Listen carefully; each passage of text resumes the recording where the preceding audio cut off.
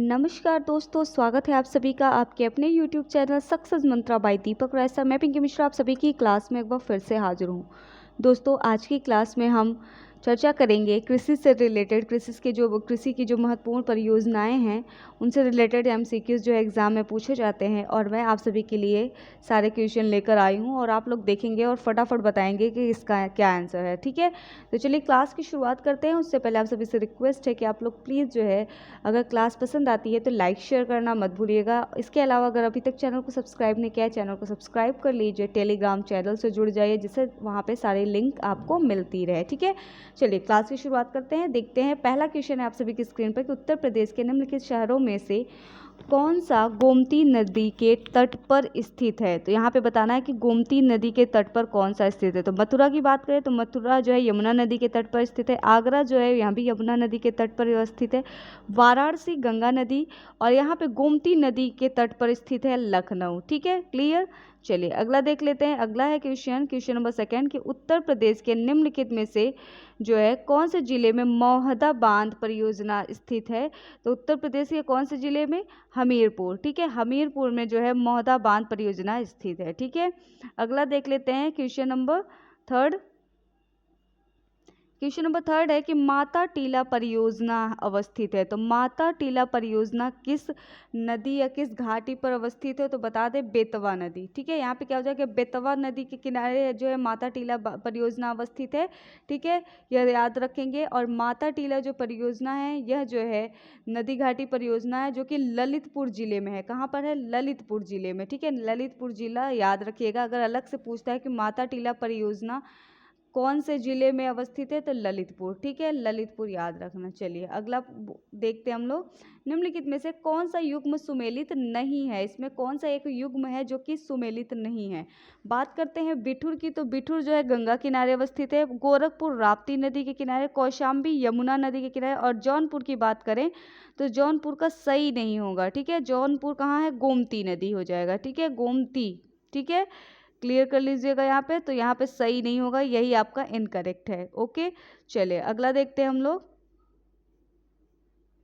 अगला है यहाँ पे आपको सूची 1 और सूची 2 दिया हुआ है जिसको सुमेलित करना है और आपको बताना है कि कौन सा जो है सूची किसके साथ जाएगा। ठीक है, तो चलिए देखते हैं। पहला है रुद्रप्रयाग की बात करें तो रुद्रप्रयाग किसके साथ जाएगा? अलकनंदा। ठीक है, यहाँ पे हो जाएगा अलकनंदा। ठीक है, अलकनंदा मंदाकिनी। नंद प्रयाग की बात करें तो क्या हो जाएगा? अलकनंदा नंदाकिनी। कर्ण प्रयाग की बात करें तो अलकनंदा पिंडार। और देव प्रयाग की बात करें तो भागीरथी और अलकनंदा। ठीक है, एक बार फिर से देख लेंगे आप सभी लोग। अगर हम बात करें रुद्रप्रयाग की तो रुद्रप्रयाग का क्या हो जाएगा? अलकनंदा मंदाकिनी। नंद प्रयाग की बात करें तो अलकनंदा नंदाकिनी। अगर कर्ण प्रयाग की बात करें तो अलकनंदा पिंडार। और देव प्रयाग की बात करें तो भागीरथी अलकनंदा। तो इसके अकॉर्डिंग क्या सही हो जाएगा आपका सही जवाब? 2। ठीक है, 4 3 1। 2 4 3 1 किस में है? तो 2 4 3 1 आपका ऑप्शन बी में है। क्लियर। चलिए अगला देखते हैं। अगला क्वेश्चन है आप सभी के स्क्रीन पर कि हथनी कुंड परियोजना किस नदी पर स्थित है। हथनी कुंड परियोजना किस नदी पर अवस्थित है यह आपको बताना है। फटाफट बताएंगे, हथनी कुंड परियोजना किस नदी पर अवस्थित है। तो यह यमुना नदी। कहाँ हो जाएगा? यमुना नदी में। ठीक है, यमुना नदी के किनारे अवस्थित है। क्लियर। ठीक है, चलिए अगला देखते हैं। केंद्र द्वारा किस नदी को राष्ट्रीय नदी घोषित किया गया है। तो कौन सी नदी को जो है राष्ट्रीय नदी घोषित किया गया है? तो गंगा नदी को। ठीक है, अगला देख लेते हैं फटाफट। अर्जुन बांध नहर से उत्तर प्रदेश का कौन सा जिला लाभान्वित है। यहाँ आपको बताना है अर्जुन बांध नहर से उत्तर प्रदेश का कौन सा जिला लाभान्वित है। तो हमीरपुर। ठीक है, यहाँ पे क्या हो जाएगा? हमीरपुर जो है लाभान्वित है। ठीक है, उत्तर प्रदेश की सबसे लंबी नहर है। तो उत्तर प्रदेश की सबसे लंबी नहर कौन सी है? तो शारदा नहर है। ठीक है, इसकी लंबाई की बात करें तो 12,368 किलोमीटर। ठीक है, कुल लंबाई इसकी। और यह यूपी और नेपाल के समीप जो है वो है। ठीक है, आपको पता होना चाहिए। चलिए अगला देख लेते हैं हम। अगला क्वेश्चन है आप सभी के स्क्रीन पर कि राजघाट बांध एवं नहर परियोजना उत्तर प्रदेश और मध्य प्रदेश सरकार के बराबर बराबर सहयोग वाली संयुक्त परियोजना है जो बनाई जा रही है। कहाँ पर बनाई जा रही है? फटाफट बताएंगे। तो कहाँ पे बनाई जा रही है ये? बेतवा नदी पर, ठीक है, बेतवा नदी हो जाएगा। राजघाट बांध एवं नहर परियोजना उत्तर प्रदेश और मध्य सरकार के बराबर बराबर सहयोग वाली संयुक्त परियोजना है जो बनाई जा रही है बेतवा नदी पर। आपको पता है कि माता टीला जो बांध परियोजना है, नदी परियोजना है, वह यूपी और एमपी की संयुक्त परियोजना है, ठीक है, यह याद रखेंगे, क्वेश्चन पूछता है। अब अगला क्वेश्चन है आप सभी की स्क्रीन पर कि माता टीला बांध किस राज्य में स्थित है? तो ऑफकोर्स उत्तर प्रदेश में स्थित है माता टीला बांध, ठीक है। और कहाँ पर है यह बताएंगे आप सभी लोग, फटाफट बताएंगे कहाँ पर है? तो ललितपुर, कहाँ पर है? ललितपुर में, ठीक है, ध्यान रखेंगे। चलिए अगला देख लेते हैं हम लोग फटाफट। अगला क्वेश्चन है उत्तर प्रदेश की निम्नलिखित नदियों में, देखेंगे उत्तर प्रदेश की निम्नलिखित नदियों में से किनके उद्गम स्थल हिमालय में नहीं है, बताना है। तो किनका उद्गम स्थल हिमालय में नहीं है? अगर बात करें तो गोमती का जो है उद्गम स्थल हिमालय में नहीं है। यह कहाँ पर है? गोमत ताल, आपने सुना होगा, गोमत ताल, फुलहर झील, ठीक है, गोमत ताल, फुलहर झील। तो गोमती नदी का उद्गम कहाँ से हुआ है? फुल्लर झील, जो कि कहाँ पे है? पीलीभीत में है, ठीक है, उत्तर प्रदेश के पीलीभीत में है, ठीक है। और रामगंगा का उद्गम जो है हुआ है हिमालय से ही, ठीक है। बेतवा की बात करें तो बेतवा जो है विंध्याचल की पर्वतमाला के जो है मध्य स्थित कौन सी झीरी से हुई है, ठीक है। कहाँ पे अगर क्वेश्चन में ज़्यादातर देता है कि जो है बेतवा नदी का उद्गम कहाँ से हुआ है? विंध्याचल की पर्वतमाला से, ठीक है, तो यही आता है, तो ये बता देंगे आप, ठीक है। इसके अलावा शारदा का हुआ है, शारदा नदी का, ठीक है। तो यहाँ पे क्या हो जाएगा? एक तो गोमती नदी की नहीं हुई है, दूसरा बेतवा, तो 1 और 3, ठीक है। यहाँ पे क्या हो जाएगा? 1 तथा 3। उत्तर प्रदेश में सिंचाई के मुख्य साधन, यहाँ अब आपको बताना है उत्तर प्रदेश में सिंचाई के मुख्य साधन, तो नहरें भी हैं, नलकूप भी है, तालाब एवं कुएं भी है और अन्य साधन भी है। लेकिन नीचे लिखा है कि उनके महत्व के आधार पर उनका सही अवरोही क्रम लगाइए। तो बताना है कि सबसे ज़्यादा किसका कैसे महत्व है, इसके आधार पे आपको बताना है, ठीक है। तो सबसे पहले अगर हम बात करें नहर, नलकूप, तालाब एवं अन्य साधन में, तो बता दें सबसे पहले नलकूप, ठीक है। यहाँ पे क्या कहा है? और रोही क्रम में लिखने के लिए कहा है, तो सबसे पहले हम नलकूप को देंगे प्रायोरिटी, फर्स्ट प्रायोरिटी, ठीक है। उसके बाद यानी 2 हो गया। उसके बाद हम किसको देंगे? नहरों को देंगे, यानी 1 हो गया। उसके बाद हम तालाब और कुएं तक जाएंगे, ठीक है। तो तालाब और कुएं तक क्या क्या हो जाएगा? 3rd। उसके बाद जो अन्य साधन हैं, जो भी अलग साधनें होंगी, फिर हम उसका उपयोग करेंगे, ठीक है। तो 2 1 3 4, ठीक है, 2 1 3 4 किस में है? 2 1 3 4 ऑप्शन बी में है, ठीक है। तो यहाँ से आपका क्या हो जाएगा? ऑप्शन बी सही जवाब हो जाएगा, ओके। चलिए अगले क्वेश्चन की ओर बढ़ते हैं हम लोग, फटाफट अगला क्वेश्चन बताएंगे आप सभी लोग।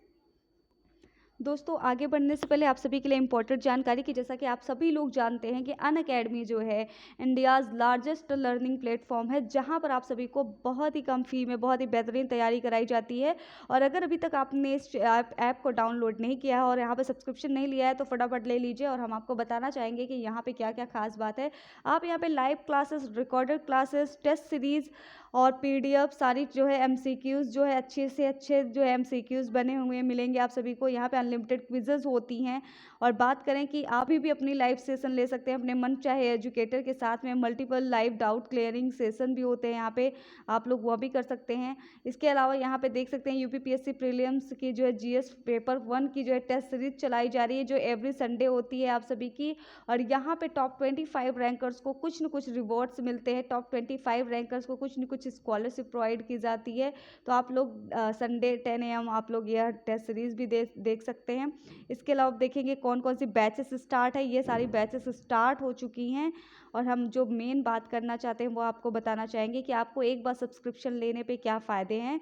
तो अगर आप एक बार सब्सक्रिप्शन लेते हैं, केवल एक बार, और आप सभी लोग इन सभी गवर्नमेंट एग्ज़ाम के प्रिपरेशन कर सकते हैं उसी फ़ी में, आपको अलग से फ़ी पेड करने की आवश्यकता नहीं है, ठीक है। तो ये थी इंपॉर्टेंट जानकारी। अगर हम फ़ी क्राइटेरिया की बात करें कि क्या है फ़ी, तो आप लोग बता दें आप सभी को कि यहाँ अगर 12 मंथ की सब्सक्रिप्शन लेते हैं, 1 ईयर की सब्सक्रिप्शन लेते हैं, तो आपकी फ़ी होती है 9,350 रुपये। लेकिन यदि आप चाहते हैं कि थोड़ी सी और कम हो जाए तो अच्छा होगा, तो आपको बता दें कि 10% डिस्काउंट के लिए आपको क्या करना पड़ेगा। यहाँ पे 10% डिस्काउंट के लिए आपको सक्सेस मंत्रा का रेफरल कोड यूज़ करना पड़ेगा और आपको 10% डिस्काउंट मिल जाएगी। फिर आपकी 12 मंथ की फ़ी क्या हो जाएगी? 8,415 रुपये, ठीक है। तो यही थी इंपॉर्टेंट जानकारी। इसकी सारी डिटेल जो है वीडियो के डिस्क्रिप्शन बॉक्स में दी हुई है, तो आप लोग वहाँ से सारी चीज़ें देख सकते हैं, ओके। चलिए फटाफट अगला क्वेश्चन देखते हैं हम सभी लोग। अगला क्वेश्चन है कि निम्न नगरों में कौन सा गंगा के दाहिने किनारे पर नहीं है, दाहिने किनारे पर कौन सा नहीं है यह बताना है।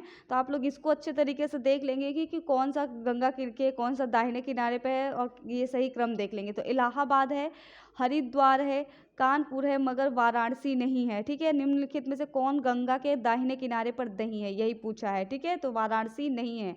ठीक है, इसके अलावा हम बात करें अगला क्वेश्चन कि भारत के किन राज्य में सर्वाधिक सिंचाई नलकूपों के से होती है। तो ऑफकोर्स उत्तर प्रदेश में जो है सर्वाधिक सिंचाई कहाँ से होती है, जो है नलकूपों के द्वारा होती है। ठीक है, अगली क्वेश्चन की ओर हम बढ़ेंगे, फटाफट देखेंगे।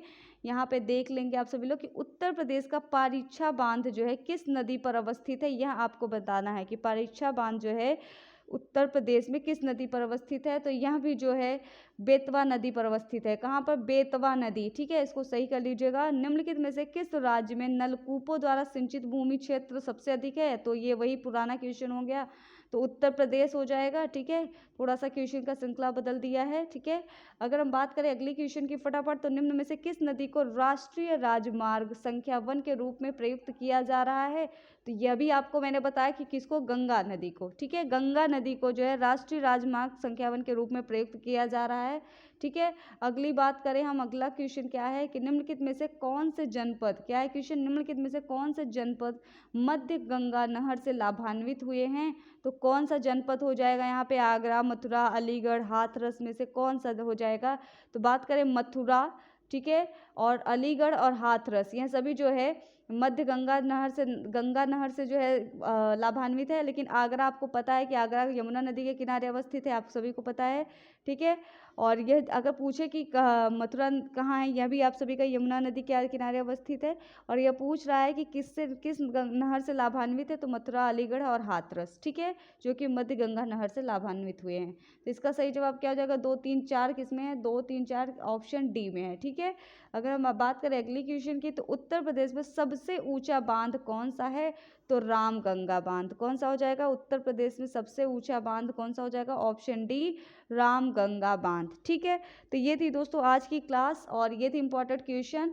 इसी तरीके से और भी जो भी क्वेश्चन है मैं थ्योरेटिकल भी लेकर आऊँगी, आपको पूरा क्लियर कराऊंगी किस तरीके से क्वेश्चन बनते हैं। तो आप लोगों को क्लासेस कैसी लगी हमें ज़रूर बताइएगा कमेंट बॉक्स में, और आप प्लीज़ जो है टेलीग्राम से जुड़ जाइए। आज का क्वेश्चन हम पूछ लेते हैं आप सभी से, आप आज का क्वेश्चन आप हमें बताएंगे, आंसर दीजिएगा कमेंट बॉक्स में। ठीक है, बताएंगे कि उत्तर प्रदेश की पेयजल परियोजना कौन सी है। ठीक है, तो अगर आप बता देंगे कौन कौन सी है तो सही हो जाएगा। ठीक है, एक क्वेश्चन हम आप सभी से पूछ रहे हैं कि यह बताएंगे कि माता टीला बांध जो है, माता टीला बांध जो है किस जो है जिला में है, यह आपको बताना है, और किस नदी के किनारे अवस्थित है। ठीक है, थर्ड क्वेश्चन है आप सभी के स्क्रीन पर, बताएंगे कि जो है बखीरा झील जो है उत्तर प्रदेश के किस जिले में अवस्थित है। अगर आपको पता है तो हमें ज़रूर बताएंगे आप सभी लोग। ठीक है, मैंने अभी भी एक क्वेश्चन और बताया, फुल्हर झील बताएंगे, फुल्हर झील जो है उत्तर प्रदेश के किस जिले में अवस्थित है। ठीक है, यह बताएंगे।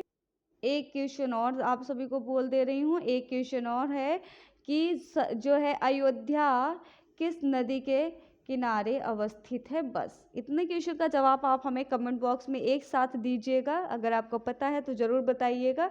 ठीक है, तो ये थी आज की क्लास, और भी जो क्वेश्चन छूट गए हैं वो भी हम लेकर आएंगे, और आप सभी को जितने इंपॉर्टेंट नदियां हैं और कौन सी नदी किस नदी के किनारे अवस्थित है, क्या कैसे कौन सा बांध, सारी चीज़ें हम कंप्लीट कराएंगे। ठीक है, तो चलिए मिलते हैं अगली क्लास में इसी तरीके से बेस्ट क्वेश्चन की श्रृंखला के साथ में। तब तक के लिए जुड़े रहे आपके अपने YouTube channel Success Mantra by Deepak Rai sir. नमस्कार, bye bye, all the best for your exam.